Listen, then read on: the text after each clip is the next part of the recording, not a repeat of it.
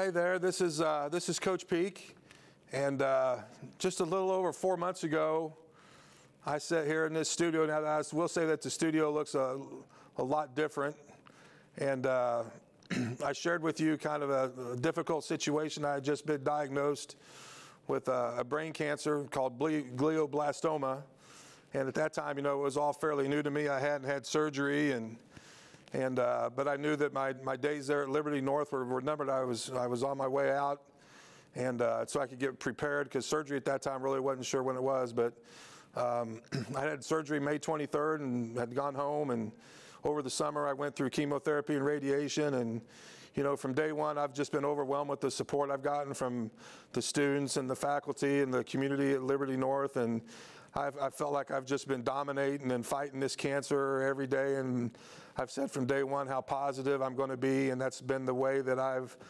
done.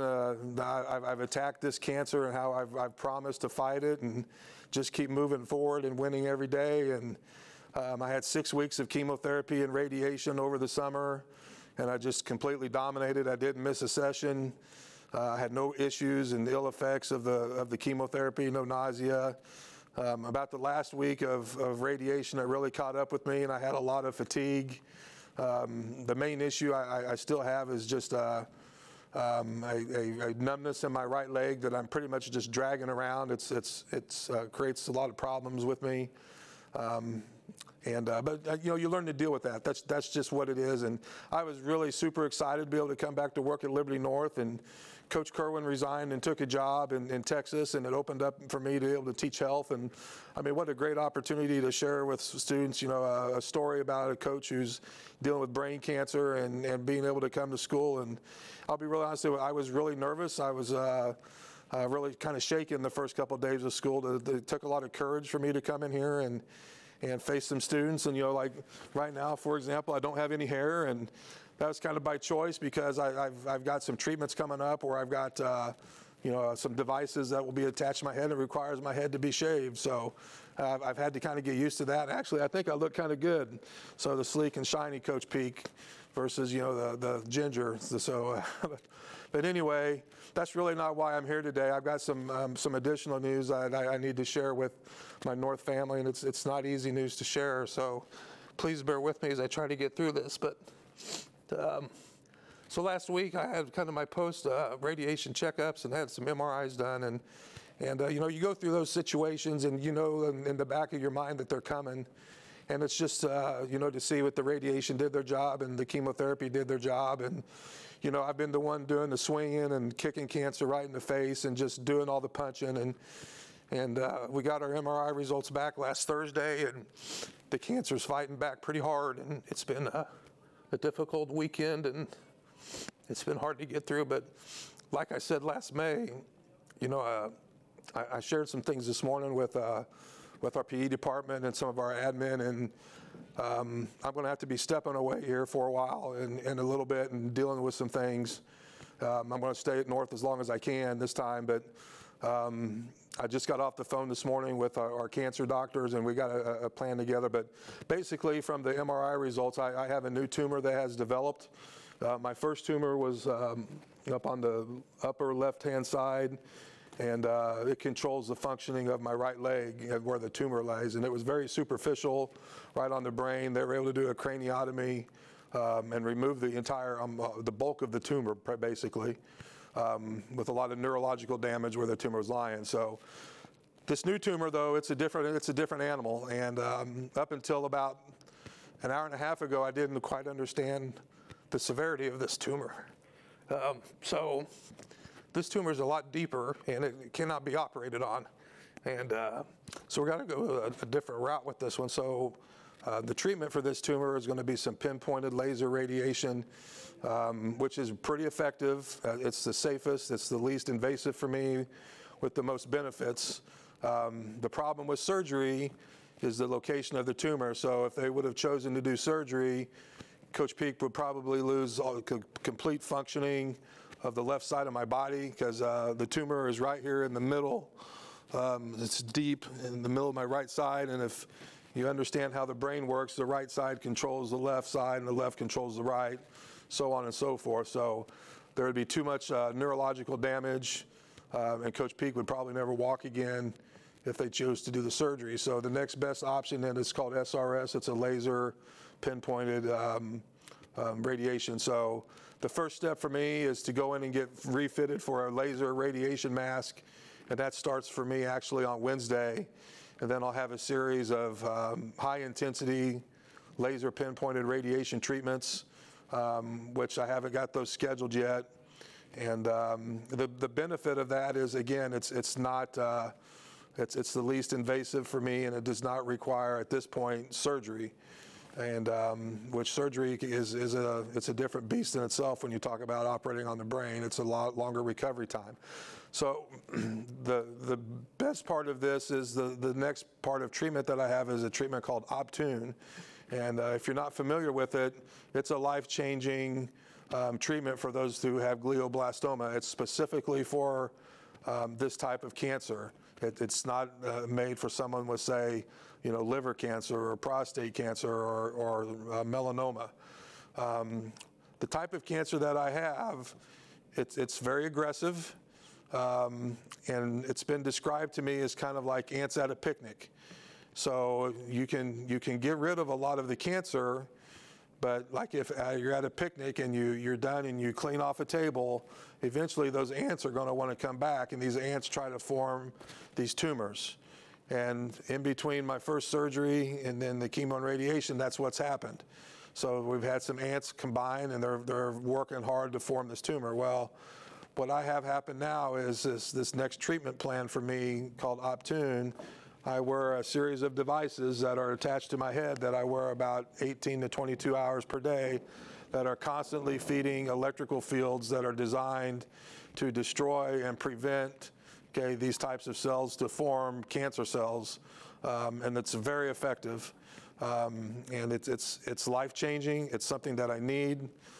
It comes with a very hefty price tag of about $21,000 a month, which we've met with insurance, and we're not quite sure what our out-of-pocket of that is going to be at this point. It won't quite be that high, but it'll be a portion of that. But that's something that I have to have.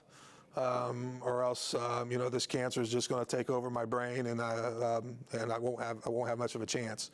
But that's the good thing is I'll be able to get to start this treatment fairly fast, and I'll combine that with a very intense chemotherapy plan where I'll have 5 really intense days of chemotherapy, 23 days off. That's called a 5-23 treatment plan, and that will go for a minimum of 6 months up to a maximum of 12 months. And then it's just, every so often we do a reevaluation. We look at different MRIs, and we see where we're at, and we go forward from there. So there's a lot of positive things that go with it. I know it's a complete lifestyle change for me, having to wear this device, but I'll be really honest with you, if that's the difference between living and not living, it's not even close. So it is what it is. So, from a coaching standpoint, it's like you face some adversity, and you're always going to be faced with adversity in your life. The question is, how are you going to respond? And I've talked about this before, and you have a choice, and you wake up every day and you have a choice on how you choose to live. And I choose to fight every day, and you choose to live life. And I'm not going to bend over and kiss my butt goodbye. I've got too much to live for, and that's just how it has to be. So. If you're a basketball player, you're a football player, you're a track and field athlete, you're a cross-country runner, maybe someday you don't have your best race. You're going to feel sorry for yourself, or you're going to get out there and you're going to train harder, and you're going to fix what you need to fix. You miss a block, what are you going to do? It's all about adversity and how you respond. And I've treated this like, this cancer the same way from the very beginning. Okay? It's like a battle. And right now I've been throwing the punches.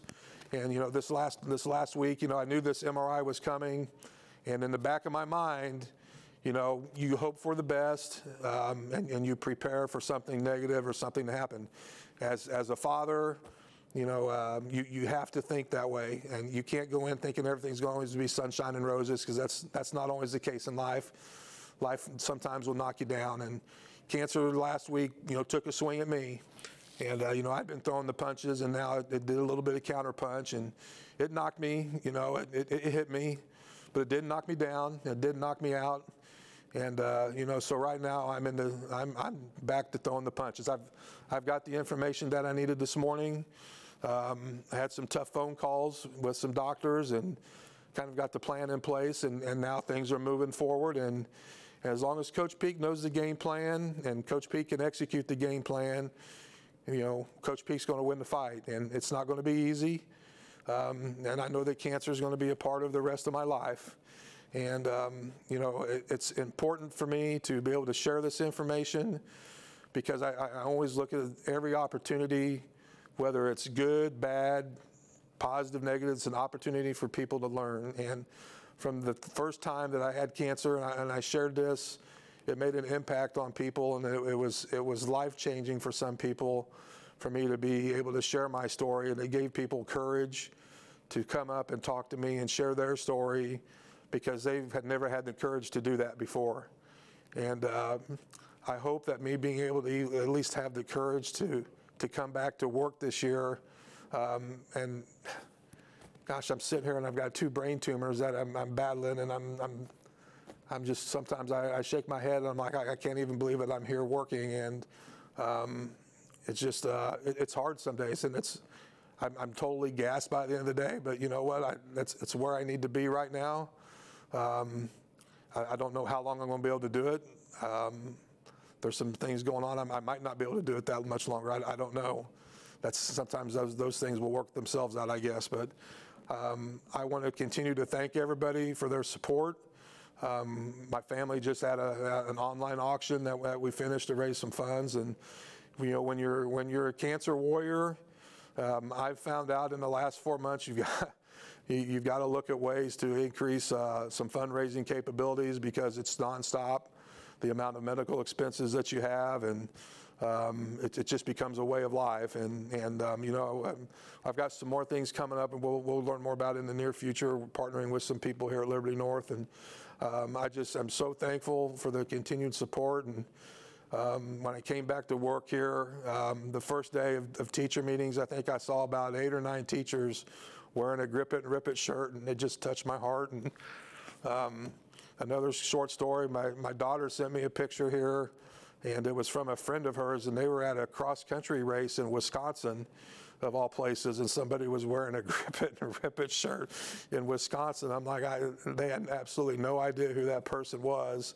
And again, it's just a testament to, I guess, me being a positive influence as a coach over 27 years, and I'm still going, I guess. So you find a way to make a difference, and just to keep it rolling. But you know, this is my 7th year now at Liberty North, and I've enjoyed every minute of it, no matter how much longer I'm going to be here. And I'm very appreciative of everything, and then the battle's still going. It's not over, and you know, I think sometimes, you know, people forget that, you know, some of the struggles that people have, and you know, but this battle versus brain cancer, it's not going away.